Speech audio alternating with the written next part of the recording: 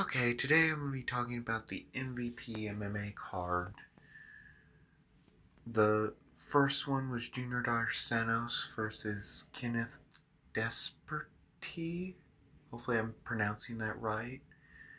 Honestly, I've never seen a hands down in like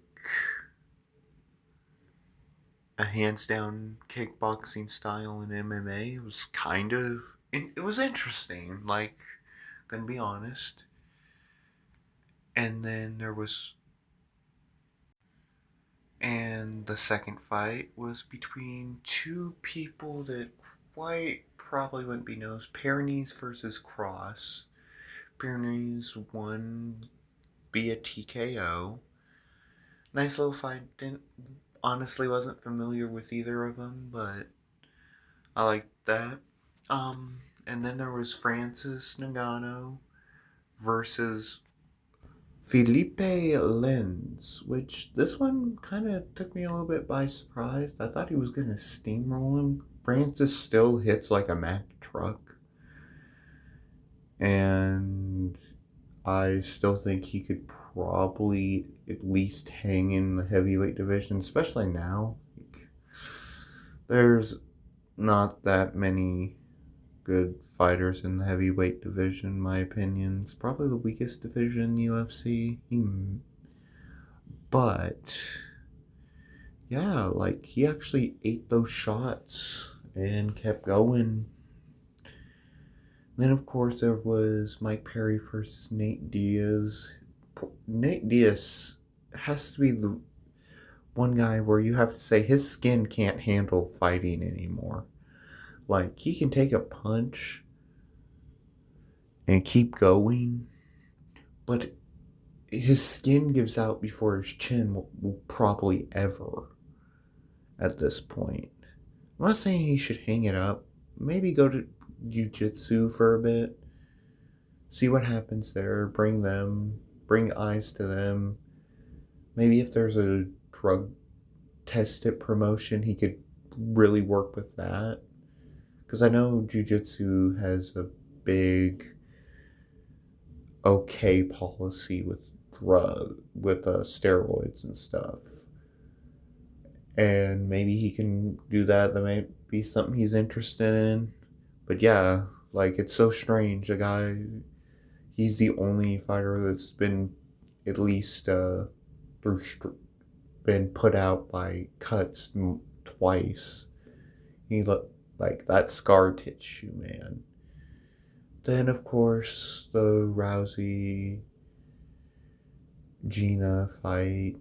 She of course won in 17 seconds. This time she used a double leg, besides trying what she usually does, which is just hip toss, then go to the ground.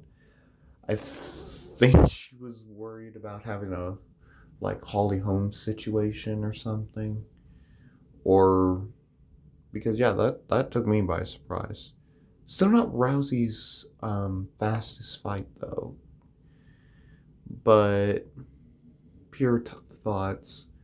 As a proof, okay, so everybody kind of for me it's kind of jumping the gun, because the first one is maybe at best a proof of concept. It's 2, 3, 4 is when you should be talking is this good, is this gonna last or anything, in my opinion. Are they going to be... It honestly kind of feels like they may be using this as a launch pad a little bit. I don't know. It's going to be more of the second and third. Because again, that's going to make me think about this as a promotion that's going to stay. Again, they have depending if John can get out, maybe Francis versus John if they're really wanting to fight. But honestly, I don't think this really proved anything except for one really viewed show. I think it was 12 million, which is nice, yeah. Credit to them. I don't think they sold the tickets that they want, but maybe they should have just lowered the price. I mean, it is a pretty new concept. I think they can do that. The biggest wild card is they are a boxing promotion. MVP is a boxing promotion. Started out as one. Like, let's compare them to like Strikeforce or Bellator. Their goal was to become the UFC in a way. Not like, I'm not saying they would be completely the same, but their goal, their end game, sort of, was to become the UFC, the number one MMA promotion. That was their goal. MVP has a wild card of they can just pull nuclear and try to get the Ali Act into MMA. Like, that's a wild one, but again, I don't particularly know yet. It's one of those things, because like Rome was not built in a day. It's gonna be, honestly, sustainability is the number one thing. If they can get that, or if they're gonna go destructive on the whole landscape, which is a big question, you know. But maybe the next one, or the one after that, see what happens. I mean, they have Holly Holm, but I believe she's boxing. Maybe jump into kickboxing a couple of times, because, I don't know, I think kickboxing's kind of underrated.